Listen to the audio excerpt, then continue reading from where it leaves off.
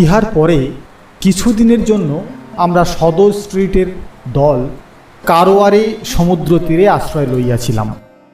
কারওয়ার বোম্বাই প্রেসিডেন্সির দক্ষিণ অংশে স্থিত কর্ণাটের প্রধান নগর।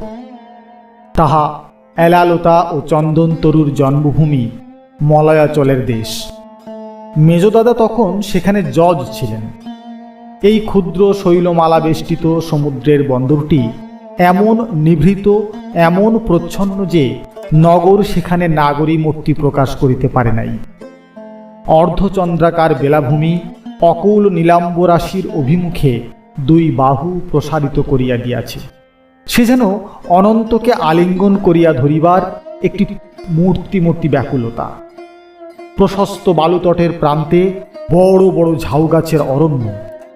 এই অরণ্যের এক সীমায় কালা নদী নামে এক ক্ষুদ্র নদী তাহার দুই গিরিবন্ধুর উপকূল রেখার মাঝখান দিয়া সমুদ্রে আসিয়া মিশিয়াছে।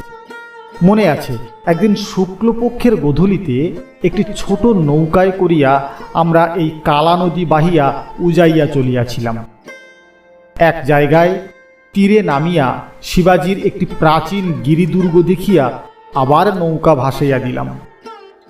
নিস্তব্ধ বন, পাহাড় এবং এই নির্জন সংকীর্ণ নদীর স্রোতটির উপর জ্যোৎস্নারাত্রি ধ্যানাসনে বসিয়া চন্দ্রালোকের জাদুমন্ত্র পড়িয়া দিল। আমরা তীরে নামিয়া একজন চাষার কুঠিরে বেড়া দেওয়া পরিষ্কার নিকানো আঙিনায় গিয়া উঠিলাম। প্রাচীরের ঢালু ছায়াটির উপর দিয়া যেখানে চাঁদের আলো আড় হইয়া আসিয়া পড়িয়াছে, সেইখানে তাহাদের দাওয়াটির সামনে আসন পাতিয়া আহার করিয়া লইলাম। ফিরিবার সময় ভাটিতে নৌকা ছাড়িয়া দেওয়া গেল। সমুদ্রের মোহনার কাছে আসিয়া পৌঁছিতে অনেক বিলম্ব হইল। সেইখানে নৌকা হইতে নামিয়া বালুকাতটের উপর দিয়া হাঁটিয়া বাড়ির দিকে চলিলাম। তখন নিশীথ রাত্রি, সমুদ্র নিস্তরঙ্গ। ঝাউবনের নিয়ত মর্মরিত চাঞ্চল্য একেবারে থামিয়া গিয়াছে।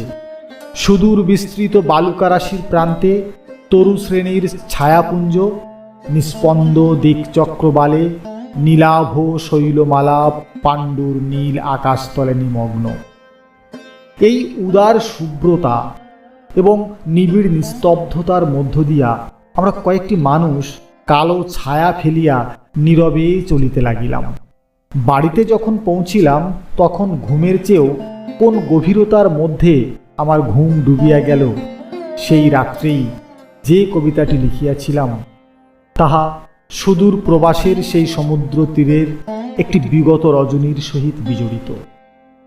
সেই স্মৃতির সহিত তাহাকে বিচ্ছিন্ন করিয়া পাঠকদের কেমন লাগিবে সন্দেহ করিয়া মোহিতবাবুর প্রকাশিত গ্রন্থাবলীতে ইহা ছাপানো হয় নাই। কিন্তু আশা করি জীবন স্মৃতির মধ্যে তাহাকে এইখানে একটি আসন দিলে তাহার পক্ষে অনধিকার প্রবেশ হইবে না।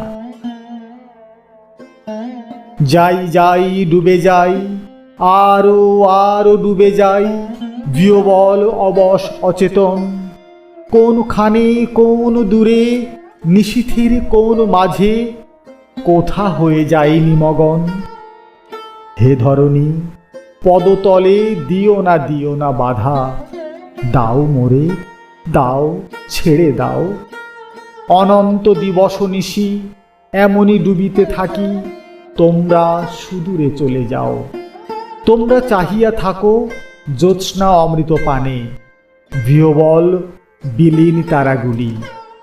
অপার দিগন্ত ওগো, থাকো এ মাথার পরে, দুই দিকে দুই পাখা তুলি।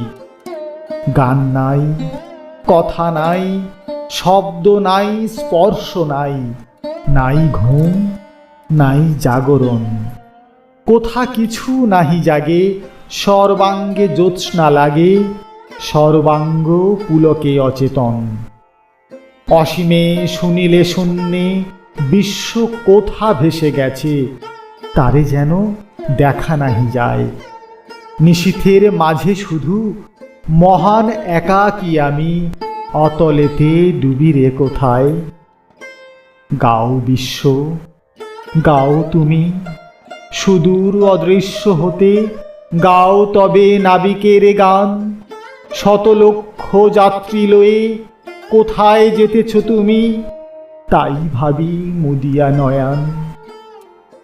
অনন্ত রজনী শুধু ডুবে যাই, নিভে যাই, মরে যাই অসীম মধুরে। বিন্দু হতে বিন্দু হয়ে মিলায়ে মিশায়ে যাই অনন্তের সুদূর সুদূরে।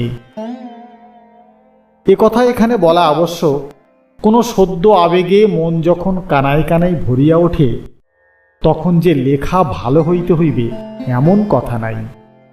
তখন গদ গদ বাক্যের পালা। ভাবের সঙ্গে ভাবুকের সম্পূর্ণ ব্যবধান ঘটিলেও যেমন চলে না, তেমনি একেবারে অব্যবধান ঘটিলেও কাব্য রচনার পক্ষে তাহা অনুকূল হয় না।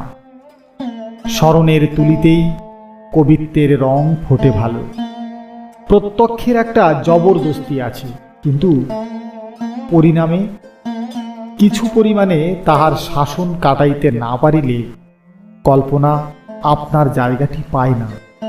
শুধু কবিত্বে নয়, সকল প্রকার কারুকলাতেও কারুকরের চিত্তের একটি নির্লিপ্ততা থাকা চাই। মানুষের অন্তরের মধ্যে যে সৃষ্টিকর্তা আছে, কর্তৃত্ব তাহারই হাতে না থাকিলে চলে না। রচনার বিষয়টাই যদি তাহাকে ছাপাইয়া কর্তৃত্ব করিতে যায়, তবে তাহা প্রতিবিম্ব হয়।